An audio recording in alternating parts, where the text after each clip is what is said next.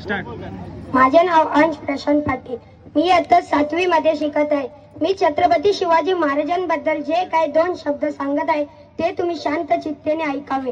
आपल्या महाराष्ट्राचा इतिहास लिहिला तो कोणत्या एरेगेरेने नव्हे, तर महाराष्ट्राचा इतिहास लिहिला छत्रपती शिवाजी महाराजांनी.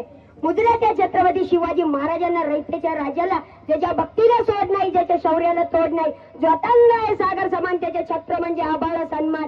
तो त्या सूर्याची शान, मराठी मनाचा धबधबता अभिमान, काळीदाय सह्याद्री ज्याला शंभूंचा अभिमान, महाराष्ट्रातील देवाऱ्यात त्याचं पहिलं स्थान. असे ते प्रौढ प्रताप पुरंदर, क्षत्रिय कुलावंतांस सिंहाधनाशीश्वर, योगीराज श्रीमंत, श्री श्री श्री छत्रपती शिवाजी महाराज की.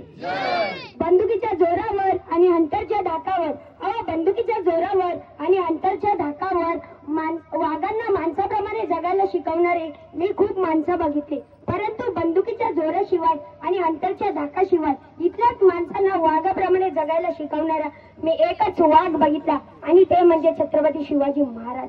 आज आपण ज्या महाराष्ट्रात राहत आहोत तो महाराष्ट्र म्हणजे काय? छत्रपती शिवाजी महाराजांच्या विचारांचा, जिजाऊंच्या संस्कारांचा, शंभूंचा पराक्रमाचा साक्षीदार म्हणजे महाराष्ट्र.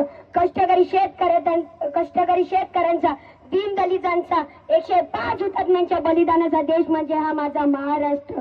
याच मातीत 19 फेब्रुवारी एका रत्नाचा जन्म झाला, आणि ते म्हणजे छत्रपती शिवाजी महाराज. छत्रपती शिवाजी महाराज आपल्या आयुष्यात गोष्टी वापरत आणि माणसं जपत, परंतु आपण माणसं वापरतो आणि गोष्टी जपतो.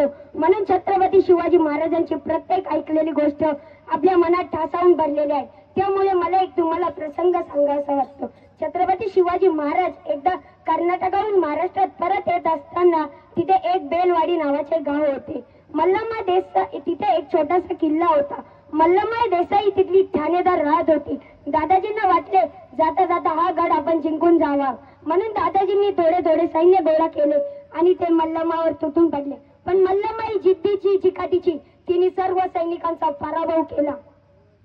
दादाजींना वाटले एका स्त्रीच्या हातातून आपल्या सैनिकांचा पराभव होणे शक्य नाही, म्हणून दादाजींनी अजून सैन्य गोळा केले. ते पुन्हा मल्लम्मावर तुटून पडले, परंतु आता मल्लम्माचा पराभव झाला. दादाजींनी मल्लम्माला कैद करायचे ठरवले आणि त्यांनी छत्रपती शिवाजी महाराजांसमोर उभे केले. मल्लम्माला कैद करत असताना मल्लम्मा आत गेली व ती आपल्या तान्या बाळाला घेऊन आली. मल्लम्माला वाटले जसा प्रत्येक राजा आपल्या गुन्हेगाराला शिक्षा देतो तसा हाही राजा मला शिक्षा देईल, मला आणि माझ्या बाळाला मारून टाकेल. म्हणून मल्लम्मा छत्रपती शिवाजी महाराजांसमोर गेली आणि नतमस्तक होऊन छत्रपती शिवाजी महाराजांना म्हणाली, अहो राज,